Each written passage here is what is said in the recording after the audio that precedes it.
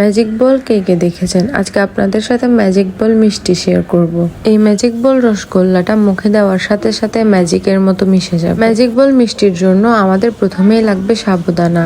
1 cup সাবুদানা পানিতে ভিজিয়ে রেখে যখন নরম হয়ে আসবে তখন ব্লেন্ড করে নিব। ওই প্রসেসটা দেখানোর সময় হয়তো আমি ভিডিও চালু করতে ভুলে গিয়েছিলাম, ওই জন্য এটা স্কিপ হয়ে গিয়েছে। সাবুদানাগুলো ব্লেন্ড করা হয়ে গেলে আমি এখন সাবুদানাকে ছোট ছোট বলের শেপ দিয়ে নেব মিষ্টি বানানোর জন্য। প্রথমে হাতে একটু তেল মাখিয়ে নিয়েছি, এরপর ছোট ছোট বলের শেপ করে সবগুলো মিষ্টি বানিয়ে নেব। আপনারা ভিডিওতে দেখে বুঝতে পারছেন যে আমি কিভাবে করছি। আমি অফ ক্যামেরাতে সবগুলো মিষ্টি বানিয়ে নিয়েছি। এবার একটা ফ্রাইং প্যান বসিয়ে দিয়েছি চুলাতে, দিয়ে দিচ্ছি প্রায় বড় গ্লাসে 1 গ্লাস দুধ।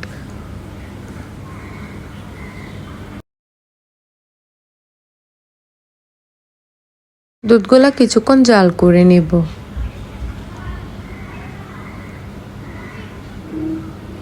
দুধের মধ্যে যখন হালকা বলক আসবে তখন আমি অ্যাড করে নিব পাউডার মিল্ক। আমি প্রায় 2 থেকে 3 চামচ পাউডার মিল্ক অ্যাড করেছি। পাউডার মিল্ক অ্যাড করার কারণে আমাদের দুধের টেস্ট আরও ইনহ্যান্স হবে আর দুধগুলা অনেক ঘন হবে। আর এই মিষ্টিটার সাথে ঘন দুধই অনেক বেশি মজা লাগবে। প্রায় অনেকক্ষণ দুধগুলা জাল করে একটু কমিয়ে নেওয়ার পর আমি দিয়ে দিচ্ছি চিনি। আপনারা আপনাদের স্বাদ অনুযায়ী চিনি ব্যবহার করবেন, আমি আমার স্বাদ অনুযায়ী ব্যবহার করছি। আমি প্রায় 2 থেকে 3 চামচ চিনি দিয়েছি।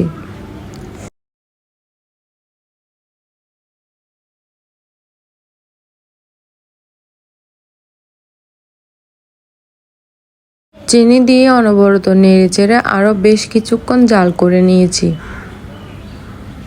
বেশ কিছুক্ষণ জাল করা হয়ে গেলে আমি দিয়ে দিচ্ছি লবণ। চিনির সাথে লবণ দিলে টেস্টটা ব্যালেন্স হয়, ওই জন্য আমি লবণ দিয়ে দিয়েছি। দেখতে পাচ্ছেন দুধটা একদমই কমে গিয়েছে এবং অনেক ঘন হয়ে গিয়েছে।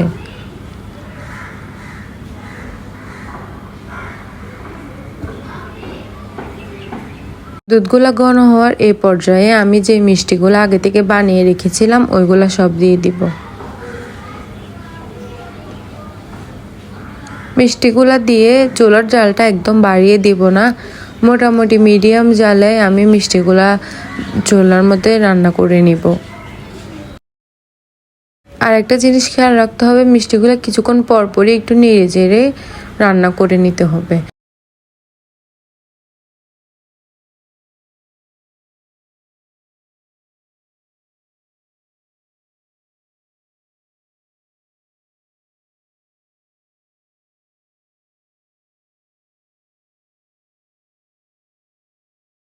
প্রায় 10 থেকে 15 মিনিট মিষ্টিগুলা সেম প্রসেসে আমি জাল করে নিয়েছি।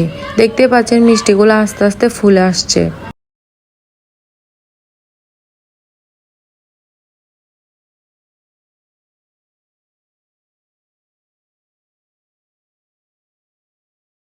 পর্যায়ে দেখতে পাচ্ছেন মিষ্টিগুলো অনেক বড় বড় হয়ে গিয়েছে আর দুধগুলাও প্রায় অনেক বেশি ঘন হয়ে গিয়েছে।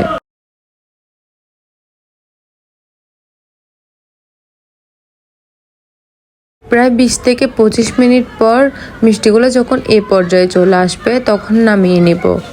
এখন আমি সুন্দর করে পরিবেশন করে নেব।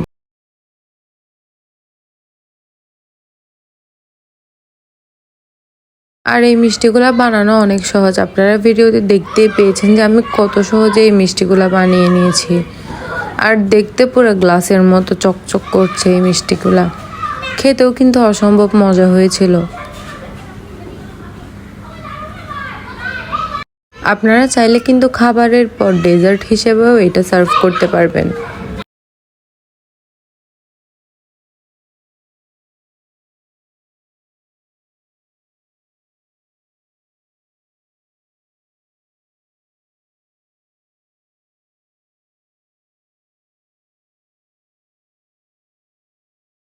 এরকম 1 প্লেট মিষ্টি যদি টেবিলে থাকে তাহলে মেহমানরা অবশ্যই খুশি হয়ে যাবে।